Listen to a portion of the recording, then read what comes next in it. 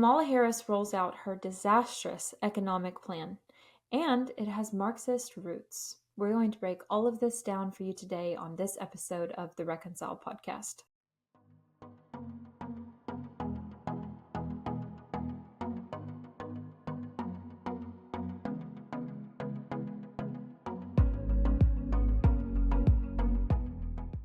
Well, happy Labor Day. I hope you guys had a great day today. That is the day that I'm recording this, is Labor Day. It will be out the next day, Tuesday morning. And that's actually an announcement I have at the top of the show to let you know that from now on, our episodes will be releasing on Monday morning. It just works better for our homeschool co-op family schedule that we have. So that will be the new regular days of release for us. So we're going to just jump right into this today because we've got a lot of ground to cover. I'm going to try to keep this short and sweet, but also educate you so that you feel very empowered to have these conversations. So here's a quote by Kamala Harris to kick us off. For too many people, no matter how much they work, it feels so hard to just be able to get ahead. As president, I will be laser focused on creating opportunities for the middle class that advance their economic security, stability, and dignity. That's very interesting because she's been in office the last 3.5 years. That's what we have to keep in mind as we remember, as we go through these points today, as we break all of this down. We need to remember that she actually has been in office for the last 3.5 years. So when she says things like this and she promises to fix all of these economic woes that we have and the inflation crisis that they have created, why didn't they do it already if they were able to do it? Inflation is at a 4-decade high after the last 3.5 years of her and Biden running the country. And there has been a 26% increase in grocery prices since 2019. And part of the plan that we'll talk about here in a minute is specifically, it relates to food and grocery prices. And the plan is that she wants to create a price gouging ban for groceries. And you can just see the overarching theme here is that they want to cast blame on anything but themselves. So here it's like she is actually blaming grocers. She's blaming grocery stores, saying, oh, they're price gouging you. It's nothing to do with our failed economic policies that we've put in place for the last almost 4 years. Profit margins on groceries are usually statistically less than 2%.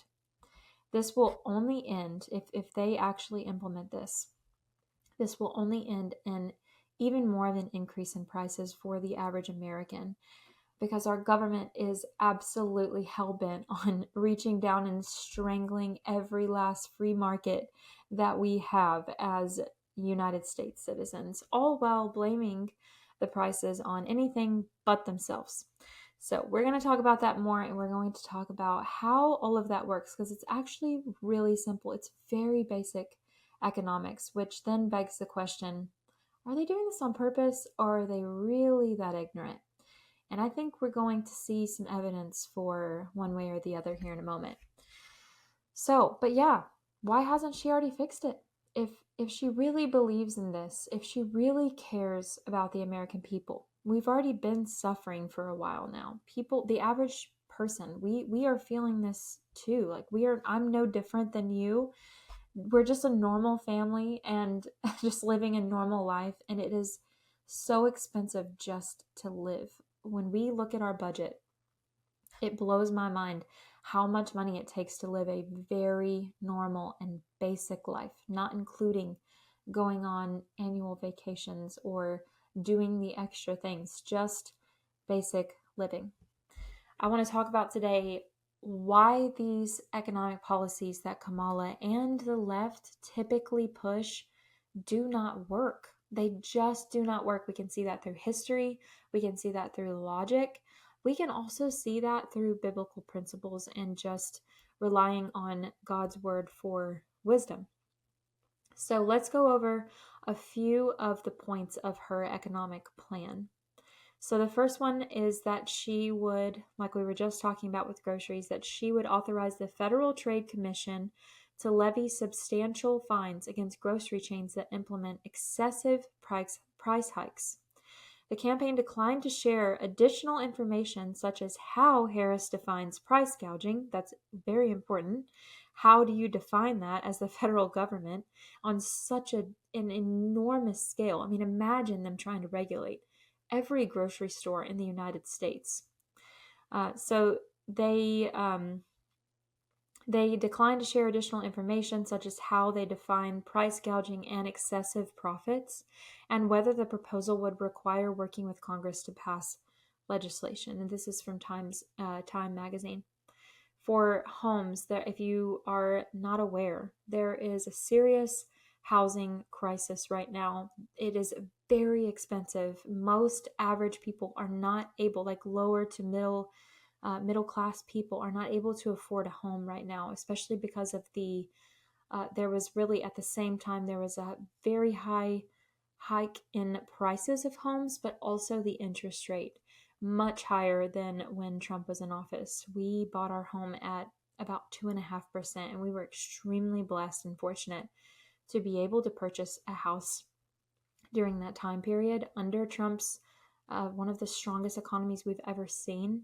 And we could not afford this house at the same price that we bought it for a couple of years ago at a 7 or 8% interest rate. We could not have done it. That would have almost doubled our payment, I believe, if you include the interest. But okay, so this plan that she rolled out includes an expansion of tax credits for housing construction and a $40 billion fund for local housing solutions, doubling the investment proposed in Biden's recent budget.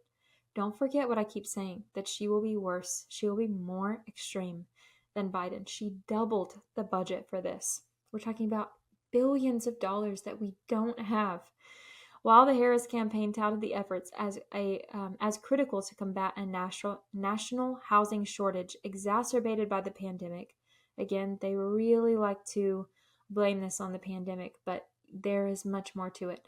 Critics warn that these measures could inadvertently drive up home prices by increasing demand without producing a corresponding increase in supply. So put that in the back of your mind, because we're going to get back to this demand and supply theory in economics in a minute. But also, just think about what she's saying here. These are left-leaning economists that are actually saying that this is going to be disastrous, that this is going to be a massive failure. It is not, I mean, you can look it up for yourself. This is not some kind of, if you would consider me right-wing, I don't know that I would consider myself that.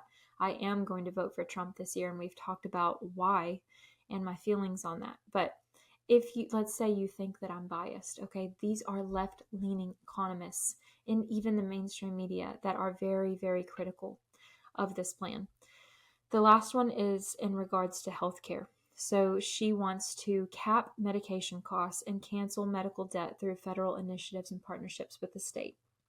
So again, this sounds really good at the surface level, but we're going to see here in a moment how, when the federal government gets involved with things like the free market and putting limitations on prices for costs of things, how that affects the free market, which actually drives competition, which makes prices lower for the average American citizen. We could see that in Trump's policy that he tried to implement, but he was met with a lot of pushback because big pharma, and it's a lot of money that they're making off of people staying sick and having to pay so much for medication and just healthcare. You know, one of the things that I am actually hopeful for with him partnering with RFK is to address issues like this. The fact that you go to a hospital, Donald Trump was actually on Theo Vaughn's show. What is the name of that show? Right, I can't think of it right now. But he was on Theo Vaughn's show not too long ago, and it was a great interview. And one of the things that Theo kept driving home and asking him about was like, hey, we go to a hospital for medical treatment. Most of the time, it's not just for fun. It's because it's actually necessary. And we have to sign a contract saying that we will pay for something that we have no idea how much it costs. and then we're sent a bill and we're responsible for that payment. That's not a free market. And this is how insurance and these caps that they put in place and this quote unquote free healthcare really start to screw things up that would naturally work themselves out in an actual free market. And canceling medical debt, again, it sounds good, but nothing is free. Canceling medical debt probably means that your taxpayer dollars will be going to pay someone else's debt. And that de-incentivizes people to work and to care about their work. And we will get into that more in a moment.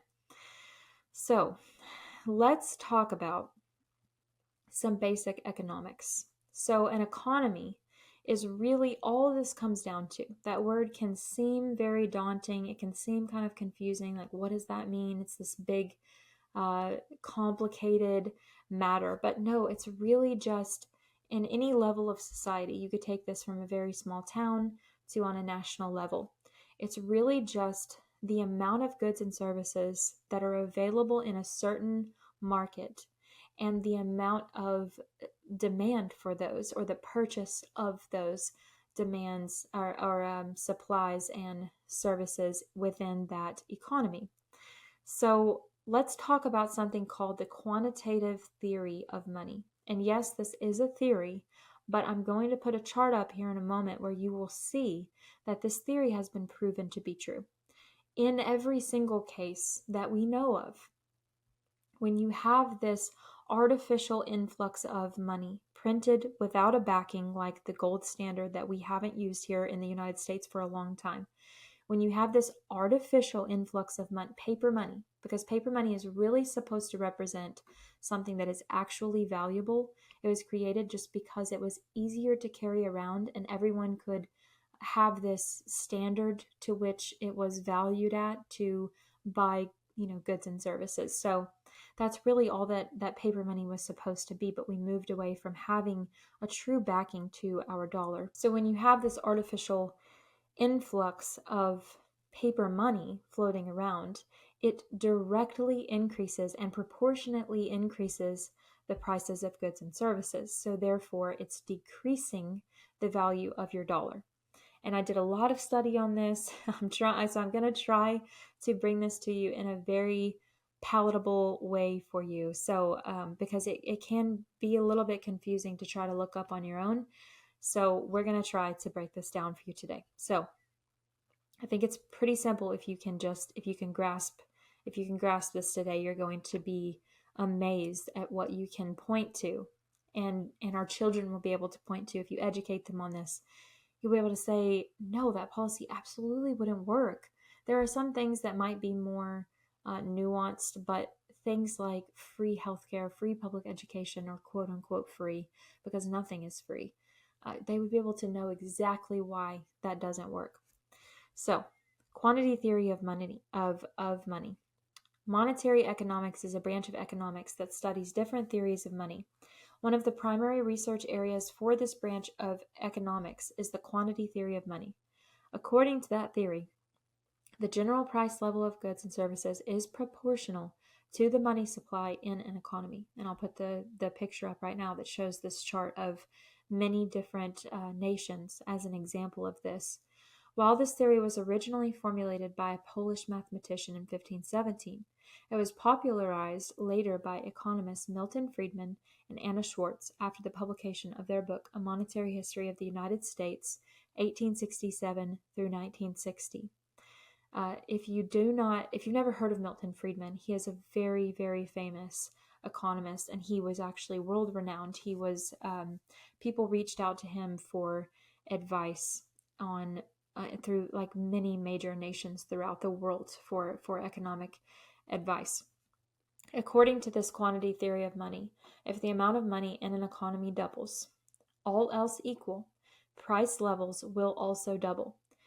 This means that the consumer will pay twice as much for the same amount of goods and services. And when it's talking about all else equal, it means the other factors within an economy. So the like the volume of times that a dollar is spent and the amount of goods and services. So if the money doubles, the price will also double. This increase in price levels will eventually result in a rising inflation level. And inflation is a measure of the rate of rising prices of goods and services in an economy. And so this is a quote by Milton Friedman. He says the only cause of sustained inflation is government overspending. And I'm going to give you just a brief example as to how that works, because I was really curious about why that happens. Like, why is it that if money increases, that the price also increases? I couldn't quite grasp that until I found this example, and it made sense to me. So I hope it helps you as well. But what he's saying is essentially the only reason for prolonged inflation is government overspending, printing money that they do not have an actual backing for, and you're pushing that artificial influx of money into an economy that doesn't have the appropriate amount of goods and services available, or the demand for those goods and services. So what this wouldn't mean is like if there's an oil spill and there's a temporary rise in the price of an oil barrel, and that's going to drive the price of gas up. So that would be temporary, because it's that factor in the equation. That can be fixed by cleaning up the oil spill and things getting regulated again, and the prices can come back down. The artificial money influx is something that causes sustained inflation and even depressions and recessions. So how that works is, let's envision you've got a very small economy. That will help you envision this better. And let's say you've got a baker, you've got a seamstress, and you've got a mechanic. Well, the government decides that they're going to print money that they don't have a backing for, and they're going to pay their soldiers with that money. The soldiers come into this town on some kind of assignment, and they start spending this money at the bakery. And the baker has this influx in business, and he says, well, I guess I need to hire more people. I need to add more I need to add more baked goods to my menu. And he takes on these expenses, and therefore he raises his prices. Well, when he goes to the seamstress or the mechanic to fix his car, he finds that they have also raised their prices because they had a similar thing happening with them. And so his dollar, the same dollar that maybe a couple months ago would have gotten his car fixed, it takes double the amount now. And that is inflation. That's how this government overspending causes inflation, on a really, really simplified example for you. So another aspect of this is that in the last 60 years as a nation, we have operated in a deficit budget. If you don't understand what that means that when we create our budget for the year, how much money we are going to spend and where it's going, we know that we do not have the money to cover what our budget is set out to spend. So we are going into debt every year, and now we are trillions of dollars in debt. If you did that as a citizen, what would happen to you? You could get arrested for not paying your taxes. You would have to file bankruptcy. It would not ruin your life necessarily, but it would set you back. It would be a big embarrassment. It would be a big setback for you. They want to tax us in order to fix the issue that they created. This is so irresponsible. God's word says that it's wrong to not repay our debts, that the borrower is slave to the lender. And that's really what these leftist Marxist ideologies push and just continue to perpetuate in our society. So I know that Trump, his spending was not perfect by any means. Okay, I know he spent a lot of money. Of course, some of that was really attributed to COVID, and of course the riots he was dealing with. A lot of things there in his last year or so in office. But he did have a plan to pay for debt that did not involve taxing us as citizens. So not penalizing us as citizens for government overspending on so many. If you really start to pay attention to what the government is spending money on, you are going to be insulted. It is crazy how irresponsible they are and the things that they spend money on. And we'll talk about that a little bit more, about what those things are. But he was using mainly tariffs as the means to do that. So that was taxing imported goods, which doesn't just help us by bringing in, I believe that we paid around 400 billion down in our debt through the tariffs alone, but it also drives and it pushes major corporations to bring work back to the United States, because a lot of them were taking that work to these nations where they could get cheap labor and they could import it back to us for really no cost to them. Well, now putting these tariffs on these things causes people to bring their companies back here, and therefore not only are you helping our economy, but you are also bringing jobs back to United States citizens. So at least he had a plan for that didn't involve penalizing the average American. And we had a great and thriving economy under him. Inflation was almost zero. What plan did the left have? Let's really think about what we just talked about. It's just more spending on money that we do not have, promising things for free. That really isn't God, how God designed us to be, was to receive handouts. He created us in the garden to work. That was before the fall. Work is a good thing. It provides purpose, and I know that there can be some definitely feelings of futility to that here in a fallen world. But what I'm saying is that work wasn't created to be bad. And we really aren't designed to just have handouts and be de incentivized to just have motivation and ambition in our lives. So their plan is really just to print more money and just spend more money on things like funding Planned Parenthood. They want to force you as a taxpayer to pay for state funded or federally funded abortions, the murder of unborn children in the womb. They want you to continue funding things like the war in Ukraine and Russia. They want you, while you can't afford groceries, by the way. I'm not saying that we can't care about people in Ukraine, but we also have to be responsible with our money and take care of our own citizens. You wouldn't, and I know you agree with that, because if you have a family like me, you don't leave your doors unlocked at night, do you? No, you protect your family first. You are going to protect your own family and your own children first. And a nation is just a larger scale of that. You can't try to take care of the whole world while neglecting your own citizens. If you did that as a parent, you would lose custody of your children. So that's not to say that we should lack compassion, but we shouldn't be sending billions and billions of dollars to another country like that when our own people are suffering so badly, when we have an open invasion at our border, when we're funding literal terrorist groups. That was an article, I can link it in the show notes. That was an article where just a few weeks ago I saw that. And I knew that we were funding countries that house a lot of terrorist groups, but it's actually been linked now to actual terrorist groups. This is a gross negligence, a misuse of your tax dollars. So people are critical of Trump's spending, and I understand that, but at least he had a plan. They do not have a plan.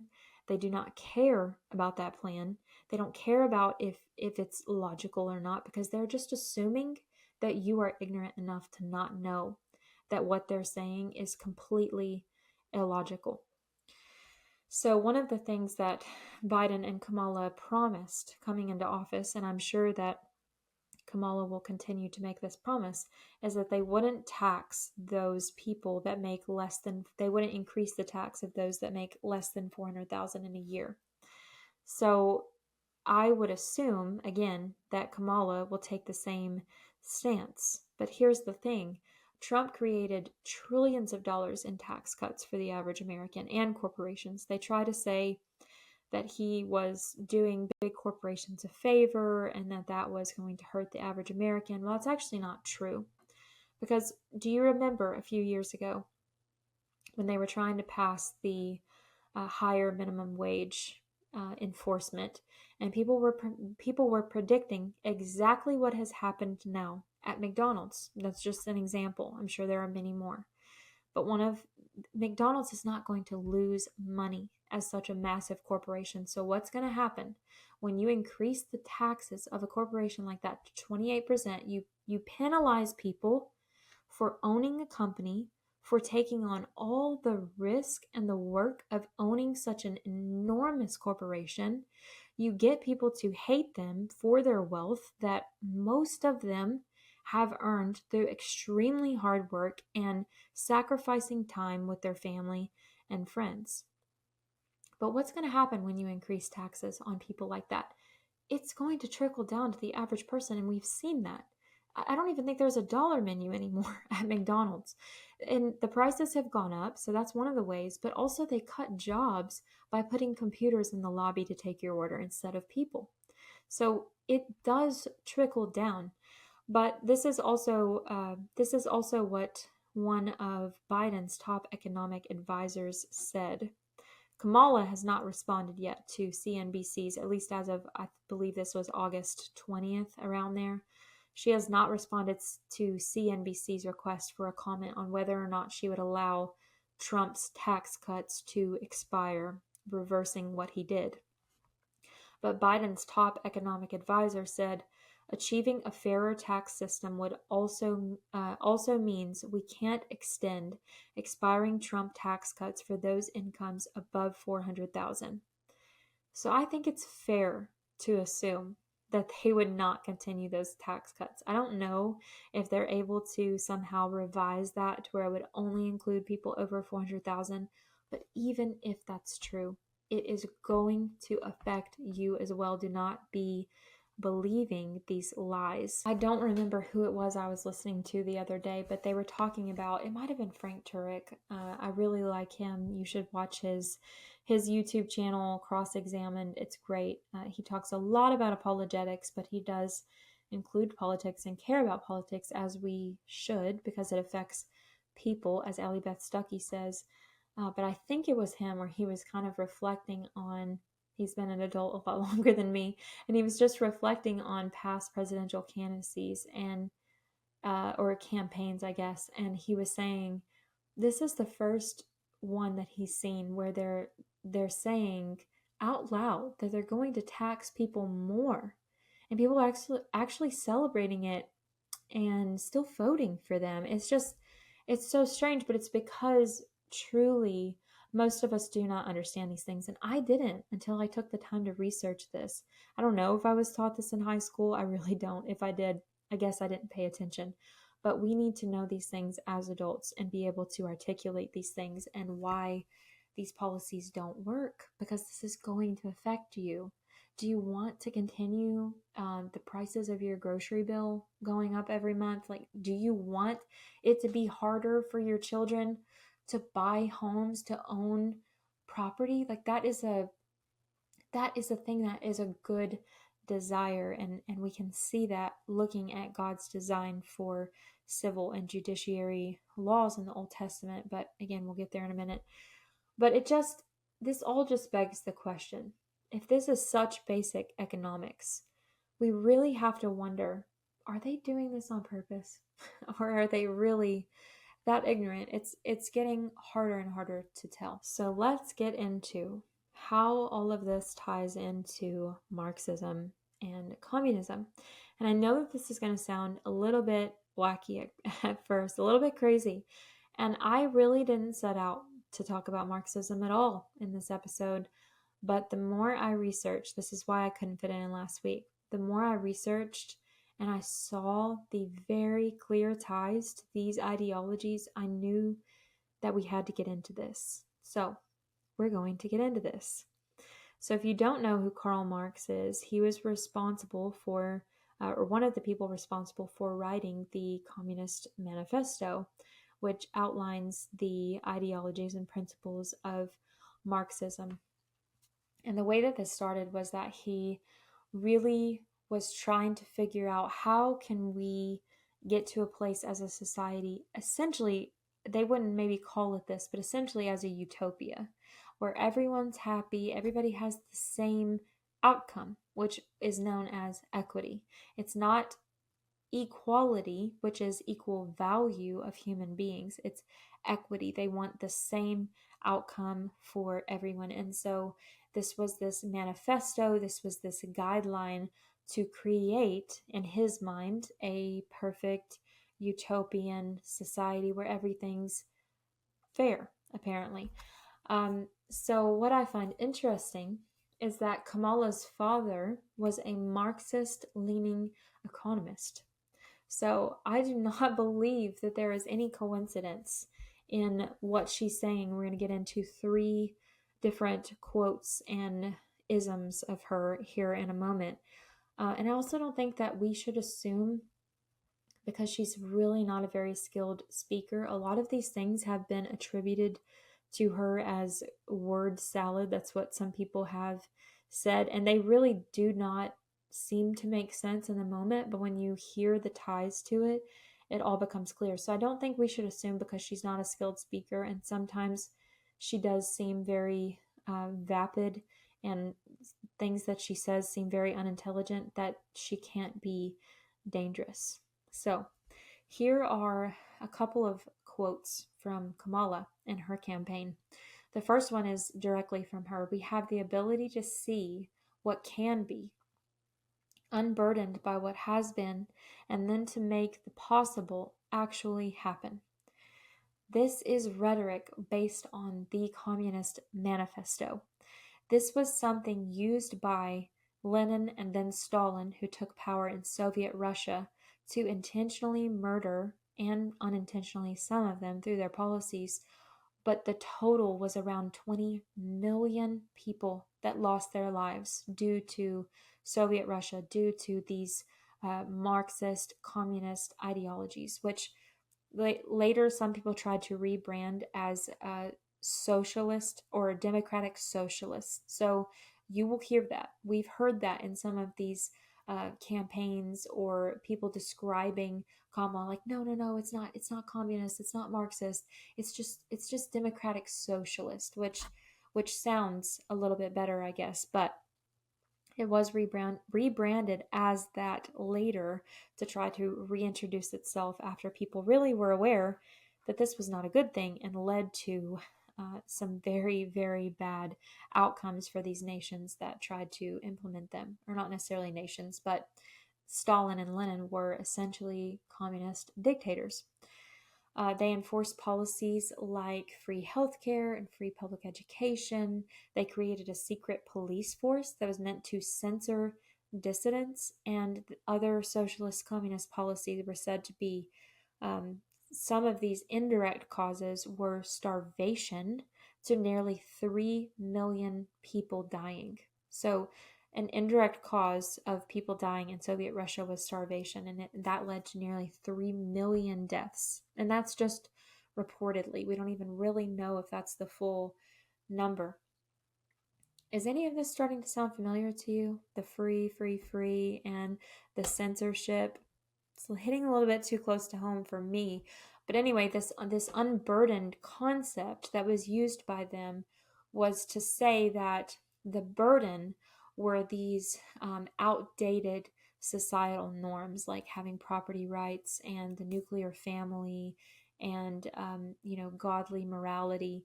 These things were burdens of the past, and the people that believed in these concepts and would fight for these concepts were really enemies of the state, and they were burdens also. And so therefore it allowed them to get rid of them, murder them, put them in concentration camps, and starve their own people to death by these absolute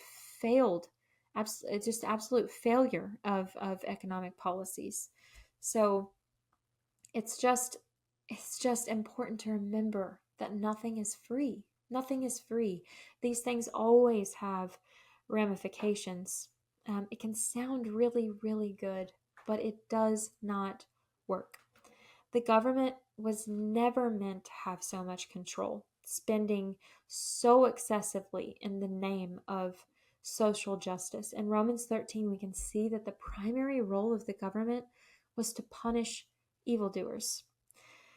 Now, I'm thankful for certain government entities and things that we get as a benefit of paying a small amount of taxes for civil services, like having our roadways and our fire departments and an ambulance service. But we've gone so far past that. We're spending billions and trillions of dollars that we don't have to support things like Planned Parenthood, like like Ukraine, like illegal immigrants in California getting zero down on a home, like just things that do not make sense. Things like the welfare state.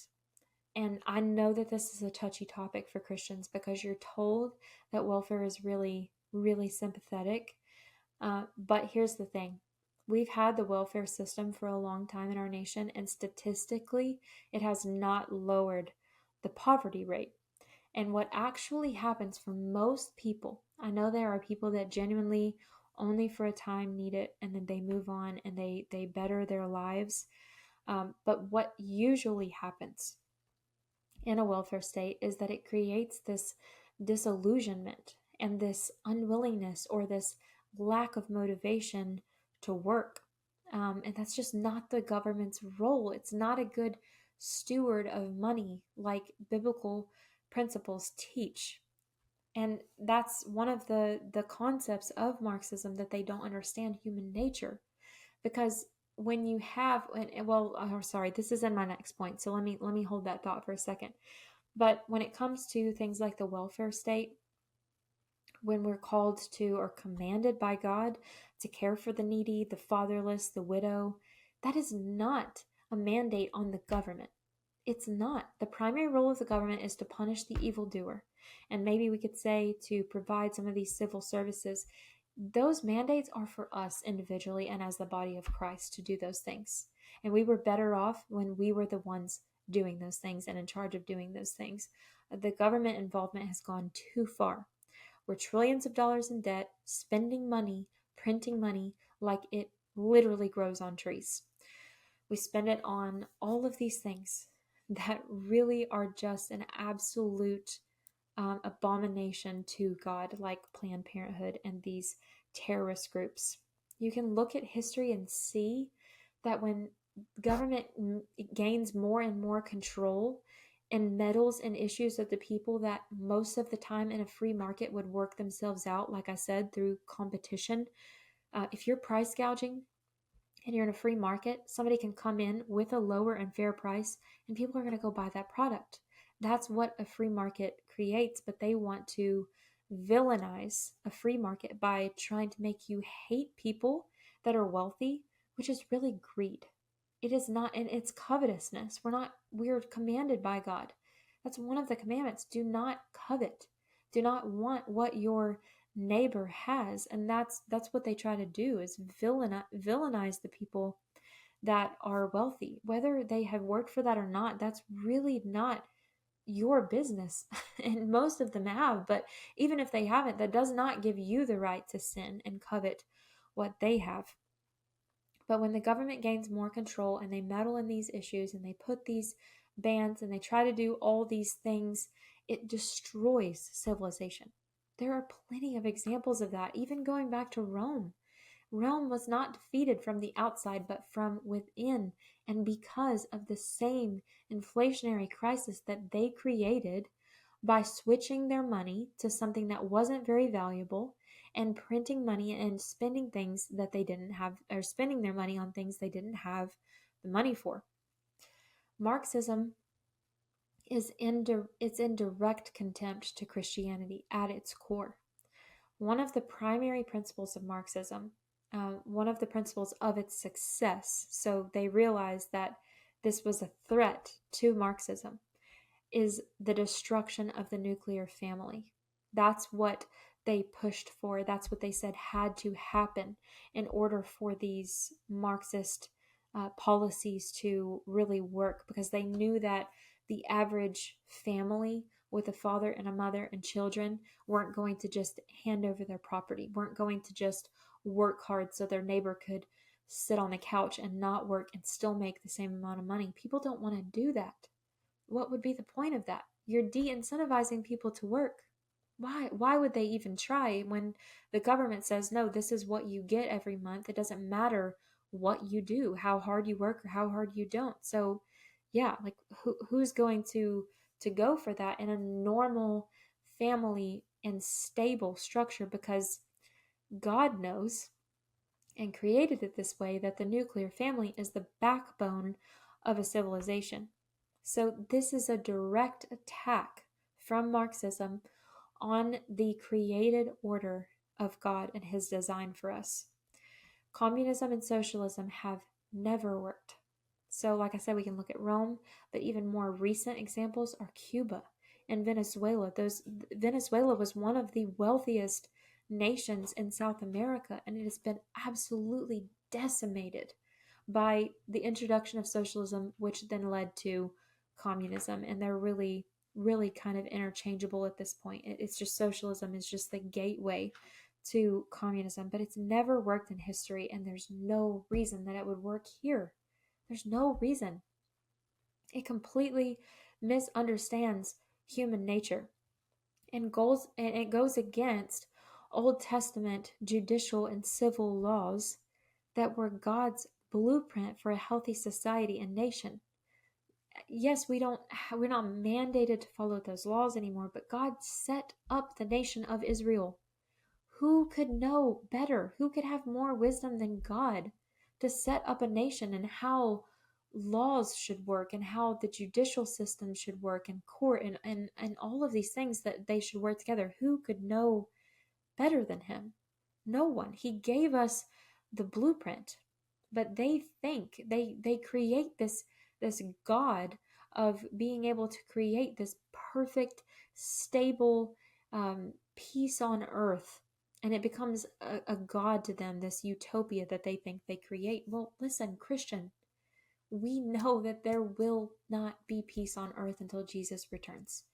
There's not going to be a lack of illness or poverty or need or disease or it's not going to be that way. So even just that principle alone should tell us that this isn't going to work.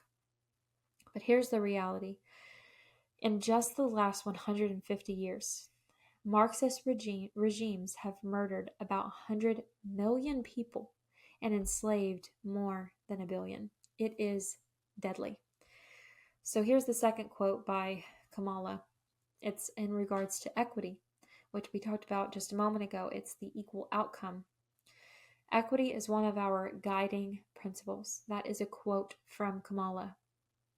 This means that they want to create a society where everyone has the same outcome. Well, how do you do that? Because you really can't control individuals. There will be people that will be lazy, that just can't work. There will be people that strive really hard, that create a successful business, that become wealthy, that have a lot of success in life. So how do you create this equal outcome? It's actually by suppressing a certain class of people and not allowing them to pass a certain point by showing partiality to a certain group of people. You can see that in DEI policies and affirmative action. This is in no way to say that Black people are any less capable. They are sold that lie by the left. They are sold the lie that they are victims and that they're not as capable as anyone else. And that really this victim mentality is why you can't get ahead in life.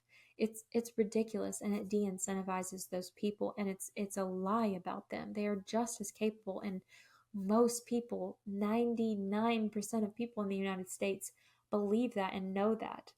But these policies, like affirmative action, for example, getting into a university where you are, let's say you want to be a doctor, they are showing partiality towards Black people or other minorities. This even harms Asian Americans. Okay, this is not just white people that this affects, but they are showing partiality towards Black Americans that might even have lower qualifications, lower test scores to get into schools in these programs that truly aren't meeting the standard. They're lowering the standard. They're showing this partiality, which God hates, by the way. That's very clear in the Bible that he hates partiality. He commands us not to do it. And that's exactly what this is doing. This is reverse racism. Do you not see that? Can you imagine if this was a policy for the other way around? If white people were getting in over Black people that had higher test scores and qualifications? Can you imagine just for a moment? That's what we're doing here. just like MLK Jr. said, this is not about the color of skin, it's about character. That is what we are supposed to see, and equity goes against that. The Bible also says in 2 Thessalonians 3, if someone is unwilling to work, let him not eat. I'm not saying that everyone in welfare doesn't want to work or just refuses to work, but there are people that do that. So what does the Bible say? If those people are unwilling to work, let them not eat. It's estimated again that nearly 3 million people starved to death in Soviet Russia, probably much more than that, directly because of the communist and Marxist policies that they put in place there. All right, the last one for today. So something that is a theme. It's not a direct quote, but something that is a theme. And I'm going to put up a picture of this to prove my point here. Because at first I thought, okay, maybe really she is being misquoted. Because people were saying online that Kamala was using this Nazi slogan from the Nazi regime, which was strength through joy, as a part of her campaign. So I still have not come across her saying that directly. But we can also see through some of these other things, the unburdened and the equity, that she's really kind of repackaging a lot of these things to maybe not be direct quotes, but it's a, you call a spade a spade. Like it's very clear that that's what she is referencing, and those are the ideologies that she believes in. So, but what she has said, this was a direct quote from her. And again, it really doesn't make a lot of sense, which almost in the context of this conversation, because I listened to the conversation, it doesn't make a lot of sense what she's saying. It sounds like the word salad that people accuse her of, but that almost makes it seem more obvious that she's trying to work this in where she can, which really seems strange to me. I don't know why you would do that, again, other than just assuming that people are not going to know what you're quoting or what you're referencing or where you're getting your values from. But this was a quote from her. So she said, but let's continue to focus on that as a way to strengthen ourselves, our country, but also to give us joy, right?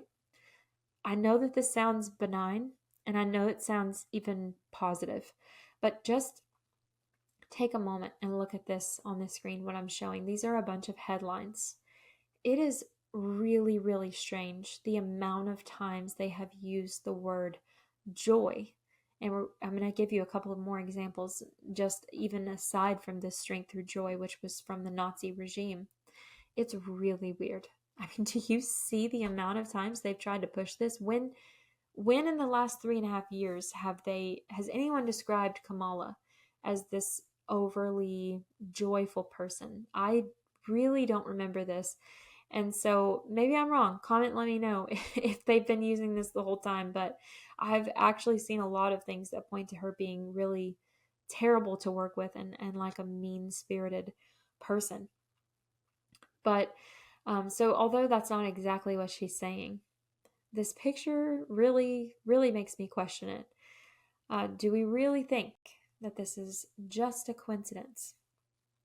So this same theme of joy was also used in campaigns and propaganda for Stalin, which again was responsible for 20 million deaths in Russia directly from his policies that came from the Communist Manifesto and Karl Marx. Here's a quote from the Daily Wire. The joy is a cover for control. And I agree with that. It's this weird push to, like, if you say something enough times, people start to believe it. That's what this feels like. This is another quote from them. It is a long-time mainstay of totalitarian movements to paint over their evil and horrifying policies with a mask of joy.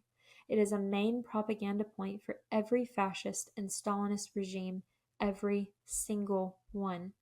There's a poster of Joseph Stalin from the Soviet Union, who killed 20 million people, showing him with numerous smiling children. The caption on the photo reads, "We are warmed by Stalin's affection." The way that he was promoted in the Soviet Union was with joy. Do you feel the joy? Don't you feel the joy? That is so creepy. Look at this picture of Stalin. This is so so strange to come from someone who's been responsible for so many deaths and so much tragedy. But as I was reading that, it just came to mind that this is something Satan does when they say to paint over their evil and horrifying policies with a mask of joy. That's what Satan does. He disguises himself as this angel of light, and he wants us to make us believe that sin is actually a good thing, that evil is actually a good thing, and for a time it actually can feel good, but ultimately it leads to destruction, and for most people, misery. I know that that's how it was for me when I was living for myself and under, really his control and the control of my flesh. It just led to misery, even though I really thought that I was pursuing happiness and everything that I wanted. But all right, let's wrap this up. I just want to talk about why we talk about this. The main things are we need to be educated in the truth, and we need to educate our children in the truth so that we know how to vote. We know how to combat these ineffective policies, to be able to articulate why they do not work and have the evidence and the history to prove that. And also how to explain to fellow believers that not only are these policies completely illogical and that they should vote against them, at the very least, I know a lot of people are not excited to vote for Trump, but truly at this point, you need to vote against the Democratic Party.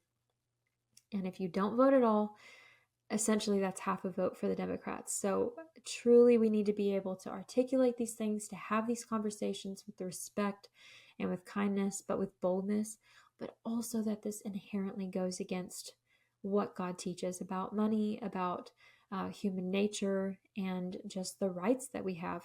I mean, in the Declaration of Independence, it says that we have the rights to life, liberty, and the pursuit of happiness. And Marxism, communism, socialism, all of those things go directly against that. So let's end with some scripture just for some hope, because we know as Christians that all of these things can seem very dark, can seem very hopeless, but we know that ultimately our hope is in heaven. We can still advocate for good here, for the good of our children's future, for the good of our neighbors, for the good of our own life and community. We can advocate for those things. And I encourage you to do that. But it is important to remember Jesus is coming back someday. He's coming back someday. He's going to set all things right. We don't grieve as those with no hope. 1 Thessalonians. We know that God will judge the world. Nothing is going to go unpunished unless someone is covered by the blood of Jesus, which if they are, praise the Lord. Praise the Lord. If Kamala repented and she came to truly know God, praise God for that. But if they don't, God will be a just judge, and no evil act will go unpunished. Ecclesiastes 12:14, for God will bring every deed into judgment with every secret thing, whether good or evil. Jesus will set all things right. He's going to come again in all power and all glory, and all sin and suffering and death will be destroyed forever. In Matthew 16:17 through 19, Jesus said the gates of hell will not ultimately prevail against his church, which he is the head of.